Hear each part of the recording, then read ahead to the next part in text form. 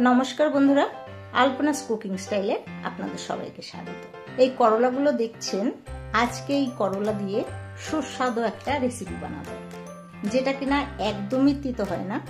যারা খেয়েছেন তারা নিশ্চয়ই জানেন, আর যারা কখনো খাননি তাদেরকে বানানোর অনুরোধ রইল।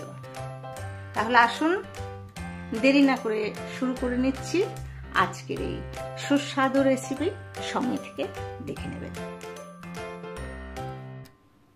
এই করলাগুলোকে ভালোভাবে 2-3 বার ধুয়ে নিয়েছি, যে গায়ে কোনো রকম যাতে নোংরা না থাকে। এখন একটা পিলার দিয়ে যে করলার উপরে যে শিরাগুলো থাকে সেইগুলোকে চেঁচে নিচ্ছি। সব করলাগুলোকে এইভাবে চেঁচে নিয়েছি, আর এই ওপরের এই ছিলকাগুলো কিন্তু ফেলবো না, এইগুলো রান্নার কাজে লাগাবো। এই ধরনের একটা পাতিলাতে আমি জল ফুটিয়ে নিয়েছি। জল ফোটার পরে এর মধ্যে একটু লবণ দিলাম। এখন এই করলাগুলো দিয়ে ভাপিয়ে নেব, মানে 5 মিনিট মতো একটু সেদ্ধ করে নেব। 5 মিনিটের বেশি সেদ্ধ করার দরকার নেই। 5 মিনিট হয়ে গেছে, গ্যাসটাকে অফ করে দিয়ে এই করলাগুলো ছাঁকনি দিয়ে তুলে নিলাম।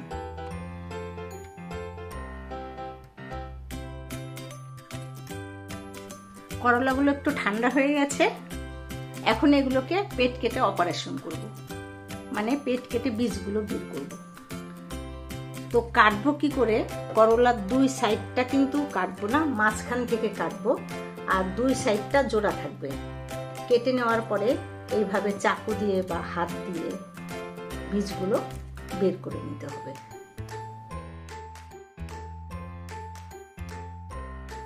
করলাটা যদি কচি হয় তাহলে বীজগুলো না বের করলেও হবে, কিন্তু যদি বীজগুলো একটু শক্ত ধরনের হয় তাহলে বের করে নিতে হবে। দেখুন আমি বীজগুলো বের করে নিয়েছি। এইভাবে করলার মাঝখানটা ফাঁকা হয়ে রইল। এইভাবে প্রত্যেকটা করলাকে আমি কেটে বীজ বের করে নেব।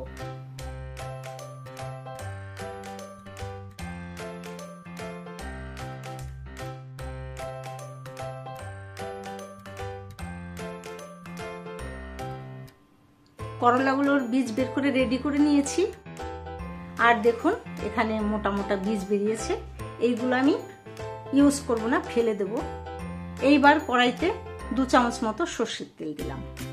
তেলটা গরম হলে পরে এর মধ্যে প্রথমে 1/2 চামচ জিরে দিলাম, 1/4 চামচ জোয়ান, আর 1/4 চামচ হিং। হিংটা দিলে কি এই পুর মশলাটা টেস্টটা খুব ভালো হয়।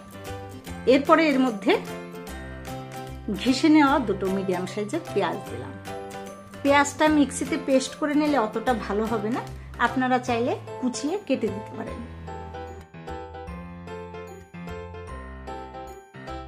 পেঁয়াজটা মিনিট 2 ভেজে নেবার পরে এর মধ্যে দিয়ে দিলাম 1/2 চামচ রসুন বাটা আর 1/2 চামচ আদা বাটা।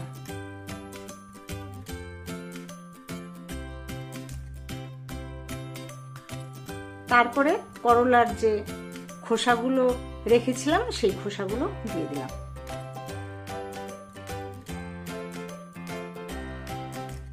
খোসাগুলো দিয়ে মিশিয়ে নেবার পরে এর মধ্যে 1/2 চামচ লবণ দিলাম, 1/2 চামচ লঙ্কার গুঁড়ো, 1/2 চামচ হলুদ গুঁড়ো, 1/2 চামচ ধনের গুঁড়ো, 1/2 চামচ জিরের গুঁড়ো দিলাম। আর দিয়ে দিলাম 2 চামচ আমচুর পাউডার। তাতে কি হয়, করলার তেতো ভাবটা একদমই কেটে যায়। আপনাদের কাছে আমচুর পাউডার না থাকলে কাঁচা আমকে ঘিষে 1 চামচ মতো দিলেও হবে। এইবার সব মশলাগুলো ভালোভাবে কষিয়ে নেব। অল্প একটু জল দিয়ে দিলাম।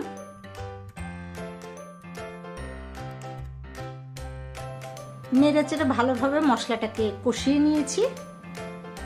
মশলা কষানো হয়ে গেছে, এখন তুলে রাখছি।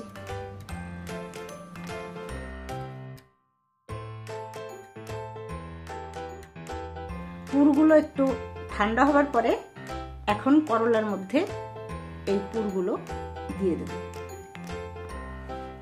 এইভাবে একটা করলা হাতে নিচ্ছি আর চামচ ভরে পুর এইভাবে করলার মধ্যে দিয়ে দিচ্ছি। চামচ দিয়ে দিতে অসুবিধা হলে আপনারা হাত দিয়েও এইভাবে চেপে চেপে ভরে দিতে পারেন।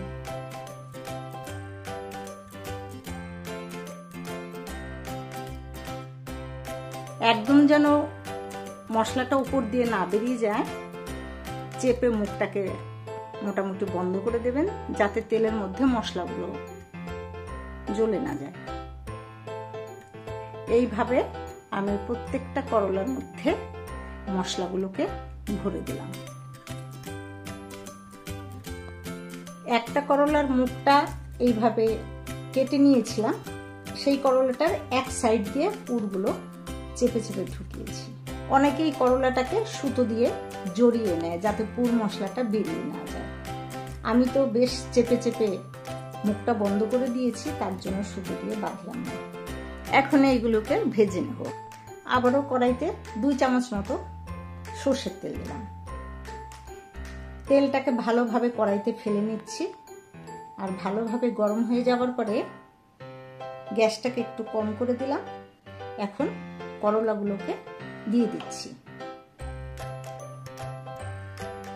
এখানে ফ্ল্যাট কড়াই হলে বা তাওয়া হলে ভালো হতো, তাতে কোনো ব্যাপার নেই, ধীরে ধীরে এটা ভাজা হয়ে যাবে। এটা ঢাকা দিয়ে দিলাম। কিছুক্ষণ পর পর ঢাকনা তুলে নিয়ে এটাকে উল্টে দিতে হবে। এইভাবে উল্টে পাল্টে যতক্ষণ পর্যন্ত করলাগুলো নরম না হয় ততক্ষণ পর্যন্ত ভাজতে হবে। গ্যাসটা কিন্তু স্লোতে রাখতে হবে। আমি করলাটাকে সেদ্ধ করে নিয়েছি, না হলে কিন্তু এই করলাটা ভাজতে অনেক টাইম লাগে। এইভাবে করলাগুলো স্লো ফ্লেমে ভাজতে কিন্তু 6 থেকে 7 মিনিট টাইম লাগবে। তো ধৈর্য ধরে এটাকে ভাজতে হবে। দেখুন সুন্দর ভাজা হয়ে গেছে চারদিকে, আর করলাটা সফট হয়ে গেছে। এখন আমি এগুলোকে তুলে নিচ্ছি। রেডি হয়ে গেল পুর ভরা করলা। আমরা যেহেতু ননভেজ খাই, তবু মাঝে মধ্যে এরকম একটু চেঞ্জ অফ টেস্টটা কিন্তু খুব ভালো লাগে। যারা কখনো বানাননি তাদের একবার বানানোর অনুরোধ রইল। আর এই রেসিপিটা যদি ভালো লেগে থাকে চ্যানেলকে সাবস্ক্রাইব করতে ভুলবেন না, আর পাশের বেল আইকনটি ট্যাপ করবেন, তাহলে আমি যখনই নতুন কোনো ভিডিও দেব আপনাদের কাছে সবার আগে নোটিফিকেশন পৌঁছে যাবে। ভালো থাকবেন সবাই। রথযাত্রার সবাইকে শুভকামনা রইল। তো আজকের মতন এখানেই শেষ। আবার আসবো নতুন